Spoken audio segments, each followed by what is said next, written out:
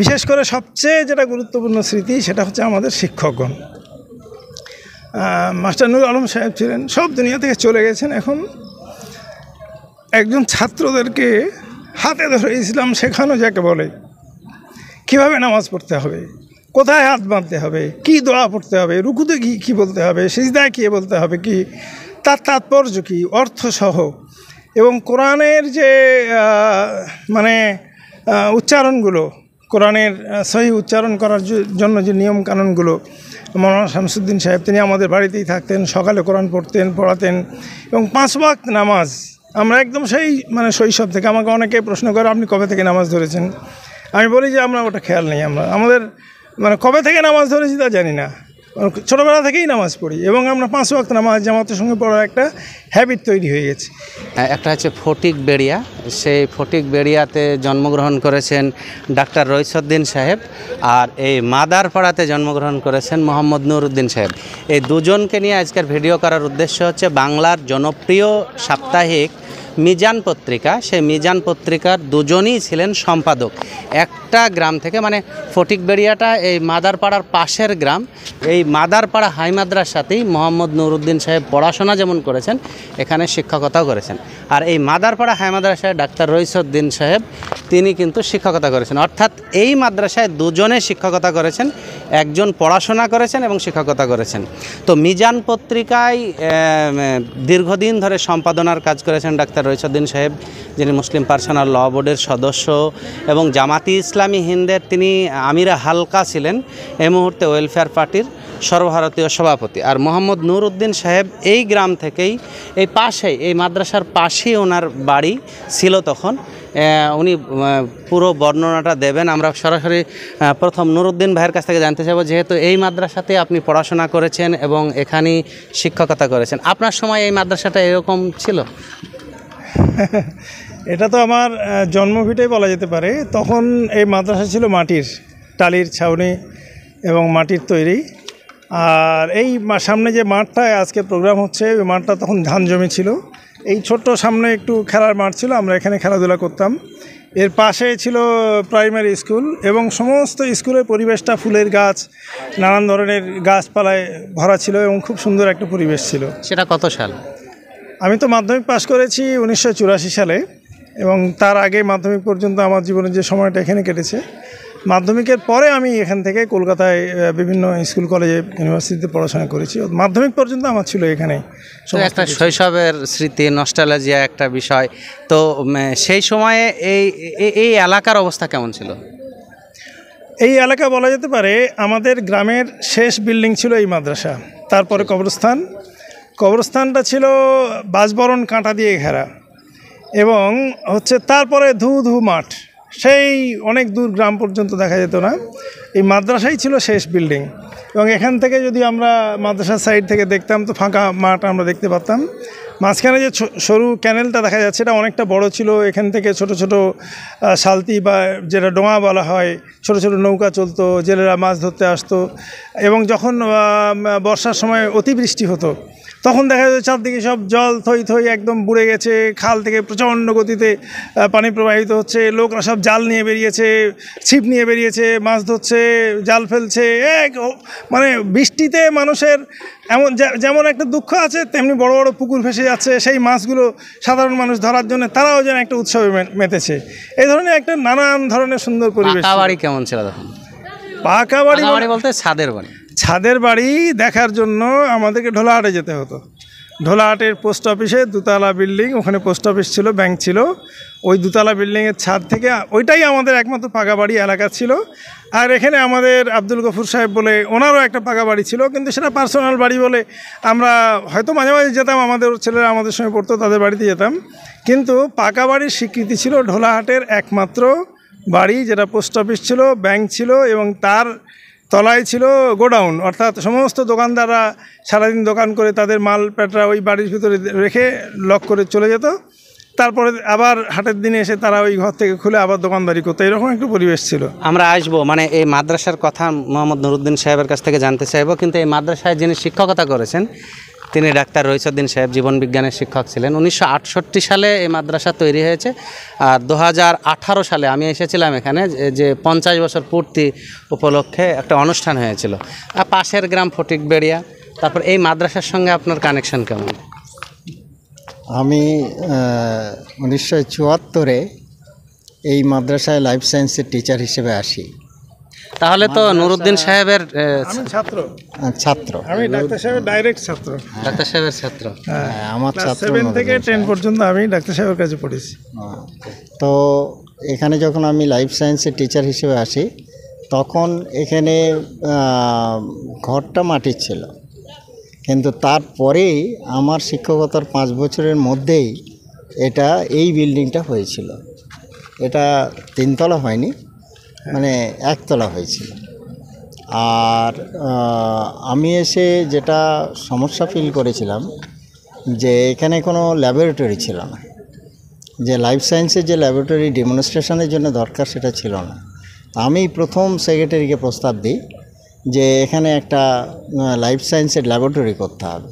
তো সেক্রেটারি সাহেব খুব উৎসাহিত হন, আমাকে নিয়ে কলকাতায় গিয়ে সমস্ত ল্যাবরেটরির ব্যবস্থাপনা করেন। আর আমি পড়ানোর সঙ্গে সঙ্গে ওইগুলো ডেমনস্ট্রেট করতাম। এটা ছিল ছেলেদের কাছে একটা নতুন আকর্ষণ। তো হ্যাঁ, প্রিয় দর্শক মণ্ডলী, একটা বিষয় জানিয়ে রাখি, ডাক্তার রইসউদ্দিন সাহেব, আমি অনেকবার বলেছি, তিনি আমার কাছে জীবন্ত জীবাশ্ম। আর ছাত্র যেহেতু বললেন মোহাম্মদ নুরুদ্দিন সাহেব, আমার খুব প্রিয় ভাই, তো বড় ভাইয়ের মতো আমরা দেখি। তো উনি মানে ডাক্তার রইসউদ্দিন সাহেবের ভাবশিষ্য মনে হয়েছে আমার কাছে, যে ডাক্তার সাহেবের নকল কপি বলা যেতে পারে। তো ওনার ছাত্র নুরুদ্দিন সাহেব, আমি আপনার কাছে আসবো। মিজান পত্রিকা সম্পাদনা করার পর এই মাদ্রাসাতে আর এসেছেন? না, মিজান পত্রিকার সম্পাদনার দায়িত্ব আমি পাই আমি 1979-এ চাকরি ছেড়ে চলে গেছিলাম। ওকে। এবং জামাত ইসলামীর যখন রাজ্য সভাপতি হয়েছি, তো সেই বছর থেকেই 18 বছর মিজানের এডিটরশিপের দায়িত্ব আমার উপর ছিল। আর একই সঙ্গে 14 বছর তো আমি আমির ছিলাম, আর তার আগে নায়েব আমির ছিলাম 6 বছর। ডাক্তার সাহেব, আপনার ছাত্র সময়টা মিজান এডিট করতে হতো। ডাক্তার সাহেব, দুজনেই তো মিজানের সম্পাদক, একটা ঐতিহ্যবাহী পত্রিকা। তো এই পত্রিকা সম্পাদক হিসাবে নুরুদ্দিন ভাই দায়িত্ব পালন করেছেন, আপনি করেছেন। ছাত্র হিসাবে কেমন দেখেছেন নুরুদ্দিন ভাইকে, মানে পড়ানোর সময়? নুরুদ্দিন তো ভালো ছাত্রদের মধ্যে অন্যতম ছাত্র ছিল। আর ওর শরীর স্বাস্থ্য এখন যেমন তখনও তেমন, খুব গোলগাল চেহারা, আর খুব স্বতঃস্ফূর্ত ছিল, আর পড়াশোনাতে খুবই অগ্রগণ্য ছিল। কোনো স্মৃতি আছে আপনি যদি শেষ কথা বলেন, যে এই মাদ্রাসাকে নিয়ে, এই গ্রামকে নিয়ে? এই মাদারপাড়াকে নিয়ে আমার স্মৃতি হচ্ছে এটা আমার মামার বাড়ি। আমার বাড়ি? হ্যাঁ, এই মাদারপাড়াতেই আমি ছোটোবেলায় প্রাইমারি স্কুলে পড়েছি। আর তারপরে প্রাইমারি স্কুল অতিক্রম করার পরে আমি ঢোলা হাই স্কুলে গিয়েছি। ওখানে ক্লাস 8 পর্যন্ত পড়ার পরে আমি আবার নিশ্চিন্তপুর হায়ার সেকেন্ডারি স্কুলতে সায়েন্স পড়ার জন্য গিয়েছিলাম। তো এভাবে করে আমার ছাত্রজীবন এবং ছাত্রজীবনের শুরু এবং আমার ছোটোবেলাটা মাদারপাড়াতেই কেটেছে। তারপরে মাদারপাড়া হাই মাদ্রাসাতে যখন আমি শিক্ষক হিসেবে আসি, ওটার একটা স্মৃতি আছে। সেটা আমি ঢোলা হাই স্কুলে ইন্টারভিউ দিয়েছিলাম টিচার হিসেবে। ওটা আমার বাড়ির আরও একটু কাছে হয়, আর এটা একটু দূরে। কিন্তু মাদারপাড়ার সেক্রেটারি সাহেব এবং ম্যানেজিং কমিটির লোকরা গিয়ে ওদের কাছে রিকোয়েস্ট করলো, আপনারা অনেক শিক্ষক পাবেন, কিন্তু আমাদের দরকার একজন ইসলামিক টিচার। তো আমাদের এটা মাদ্রাসা, অতএব আপনারা ওকে ছেড়ে দিন। ডাক্তার সাহেব, নানি বাড়ি যেহেতু মাদারপাড়াতে, তাহলে জন্ম নিশ্চয় মাদারপাড়াতে হয়েছে? না, অনেকটা হয়তো মায়ের। হ্যাঁ হ্যাঁ হ্যাঁ, জন্মটা আমার মাদারপাড়াতে হয়নি, ও ফটিকবাড়িতেই হয়েছে। ওকে, প্রিয় দর্শক মণ্ডলী, মাদারপাড়া মানে এমন একটা গ্রাম, যে গ্রাম থেকে মানে দুজন বাংলার জনপ্রিয় মুখ, দুজনকে আপনারা সকলে জানেন, চেনেন। শুধু মিজান পত্রিকা নয়, মুসলিম মিল্লাতের বিভিন্ন ইস্যুতে একেবারে সামনের সারিতে, সে মিল্লি ইত্তেহাদ পরিষদ হোক বা মিল্লি বিভিন্ন সমস্যা হোক, বিভিন্ন সময়ে এই দুজন মুখকে বাংলার মানুষ বারবার পেয়েছেন। আজকের সেই গ্রামে এসেছি যে গ্রামে শৈশব জড়িত আছে, যে মাদ্রাসাতে এসেছি সেই মাদ্রাসায় খুব ছোটোবেলায় নুরুদ্দিন ভাই হয়তো দৌড়াদৌড়ি লাফালাফি খেলাধুলা করেছেন, আর ডাক্তার রইসুদ্দিন সাহেব শিক্ষকের ভঙ্গিমায় ছাত্রদের সঙ্গে কথা বলেছেন, ক্লাসে গেছেন। ফলে প্রতিটা জায়গাতে কিন্তু একটা স্মৃতি লুকিয়ে আছে শৈশবের। নুরুদ্দিন সাহেব, আপনার সেই সময়ের যদি আপনার গ্রামকে নিয়ে এবং মাদ্রাসাকে নিয়ে, একেবারে পাশে তো একটা প্রাইমারি স্কুল এবং এখানে হাই মাদ্রাসা, ছোট থেকে একেবারে মাধ্যমিক পর্যন্ত আপনার প্রতিটা জায়গায় আপনার পদস্পর্শ পেয়েছে। তো এই যে এই নিয়ে কী বলবেন, কোনো স্মৃতি, কোনো সেরকম বিষয়? দেখেন, তখনকার শিক্ষা ব্যবস্থাটাই সামগ্রিকভাবে অন্যরকম ছিল। আমাদের শিক্ষক ছিলেন মৌলানা শামসুদ্দিন সাহেব, এই মাদ্রাসার হেডমাস্টার ছিলেন মখলেসুর রহমান সাহেব, তিনি জয়নগর থেকে আসতেন। তো মাদ্রাসায় প্রতিদিন জোহরের নামাজ হতো। লোকরা, এই পাশে একটা বড় পুকুর আছে, আমাদের পুকুর, ওখান থেকে উজু করে এসে ছাত্ররা মাঠে দাঁড়িয়ে যেত, শিক্ষকদের ইমামতিতে নামাজ হতো। বোর্ডিং ছিল, কোনো টিচার বোর্ডিংয়ে থাকতেন তারা, সে একটা অন্যরকম পরিবেশ। এবং আমাদের মাদ্রাসায় একটা কম্পিটিশান হতো। আপনি যে বললেন যে ডাক্তার সাহেবের ভাবশিষ্য, সেটা ঠিক আছে, কিন্তু ডাক্তার সাহেবের সঙ্গে আমাকে যেভাবে কম্পেয়ার করলেন, এটা মনে হয় খানিকটা বাড়াবাড়ি করা হবে। ডাক্তার সাহেব একটা বিশাল বড় ব্যক্তিত্ব, আমরা তার তুলনায় খুবই ছোট, খুবই নগণ্য।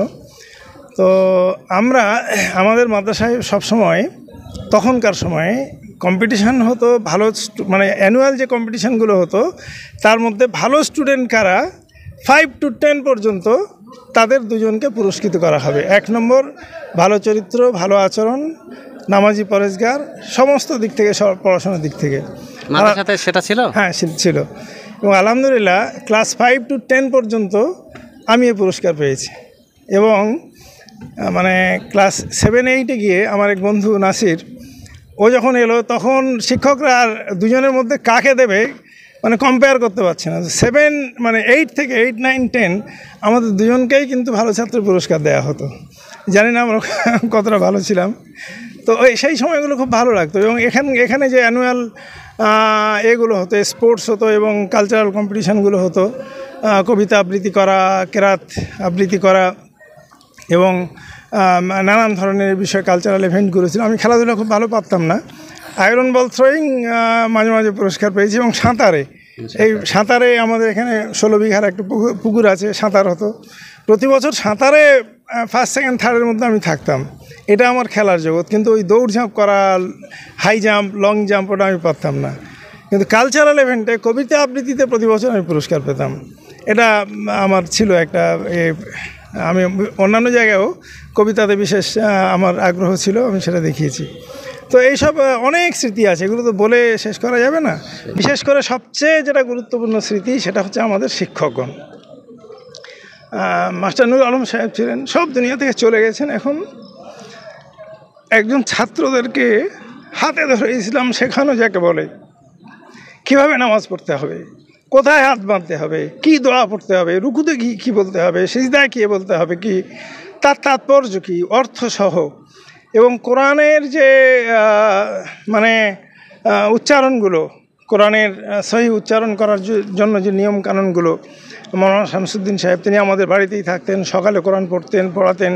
এবং 5 ওয়াক্ত নামাজ আমরা একদম সেই মানে শৈশব থেকে, আমাকে অনেকে প্রশ্ন করে আপনি কবে থেকে নামাজ ধরেছেন, আমি বলি যে আমরা ওটা খেয়াল নেই, আমাদের মানে কবে থেকে নামাজ ধরেছি তা জানি না, ছোটোবেলা থেকেই নামাজ পড়ি। এবং আমরা 5 ওয়াক্ত নামাজ জামাতের সঙ্গে পড়ার একটা হ্যাবিট তৈরি হয়ে গেছে।